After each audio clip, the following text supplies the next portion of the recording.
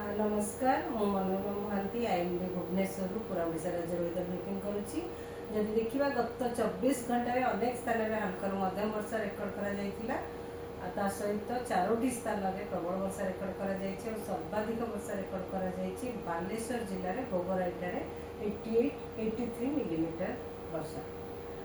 वर्तमान आज देखा पश्चिम केंद्रीय संलग्न उत्तर पश्चिम बंगोपसागर उत्तर आंध्र प्रदेश एवं दक्षिण ओडिशा उपकूल निकटवर्ती अंचल में आज सका 8:30 मिनिट्रे गोटे लघुचाप क्षेत्र सृष्टि होती।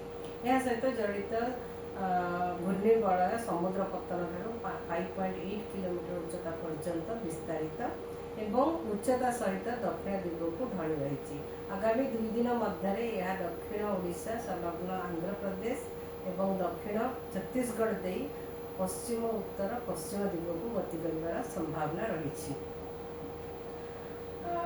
जहाँफल कि आगामी 2 दिन पर्यंत राज्य में वर्षा रहित प्रबल वर्षा एवं गोटे कि 2टे स्थान में अति प्रबल वर्षा होगा संभावना रही। आगामी 24 घंटा मध्य दक्षिण ओडिशा रे अधिकांश स्थान में हल्कर मध्यम वर्षा होगा सहित उत्तर ओडिशा रे अनेक स्थान में हल्कर मध्यम वर्षा होगा संभावना रही। सहित प्रबल अति प्रबल वर्षा गोटे कि 2टा स्थान जमीक कोरापुट मालकानगिरी जिले में होगार संभावना रही। सहित प्रबल वर्षा काँ बाहर जगह कि गोटे कि 2टा स्थान में होगार संभावना रही, जमीक गंजाम गजपति रायगढ़ नवरंगपुर केउंझर मयूरभंज और बालेश्वर जिले में सहित अलग जिला गुड़िकर हल्कर मध्यम वर्षा रहा सहित गोटे कि 2टा स्थान में बिजुली घड़घड़ी सहित वर्षा सहित झटका पवन 30 ରୁ 40 किलोमीटर पर्यंत रही संभावना रही। काली जदि देखा दक्षिण ओडिशा रे अनेक स्थान में हल्कर मध्यम वर्षा होगार संभावना रही। उत्तर ओडिशा रे किछि स्थान में हल्कर मध्यम वर्षा होगार संभावना रही।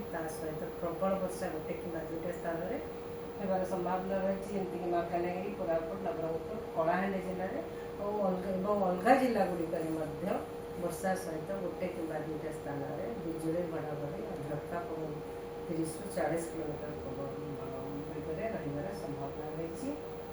14 तारीख में किछि स्थान में हल्कर मध्यम वर्षा होगार संभावना रही राज्य में सहित वर्षा और गोटे कि 2टा स्थान में बिजुली घड़घड़ी सहित झटका पवन 30 ରୁ 40 किलोमीटर पर्यंत रही संभावना रही, जमीक नुआपड़ा बरगढ़ झारसुगुड़ा सुंदरगढ़ केउंझर मयूरभंज और उपकूलवर्ती अंचल जिला गुड़िक येलो वार्निंग भी जारी करा जायछि। 15 तारीख में भी किछि स्थान में हल्कर मध्यम वर्षा रहा सहित वर्षा सहित गोटे कि 2टा स्थान में बिजुली घड़घड़ी झटका पवन 30 ରୁ 40 किलोमीटर पर आवर रही संभावना रही। आमर उत्तर ओडिशा और उपकूलवर्ती अंचल जिला गुड़िकर से येलो कलर वार्निंग भी जारी करा जायछि।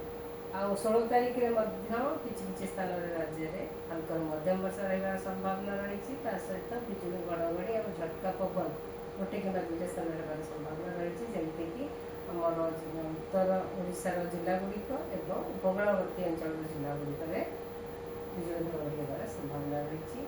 17 तारीख कि किछि स्थान में हल्कर मध्यम वर्षा रहा। इवन 18 तारीख किछि स्थान में हल्कर मध्यम वर्षा रहा संभावना रही, किंतु किछि प्रबल वर्षार वाणी जारी करा जाए नाही वर्तमान पर्यंत।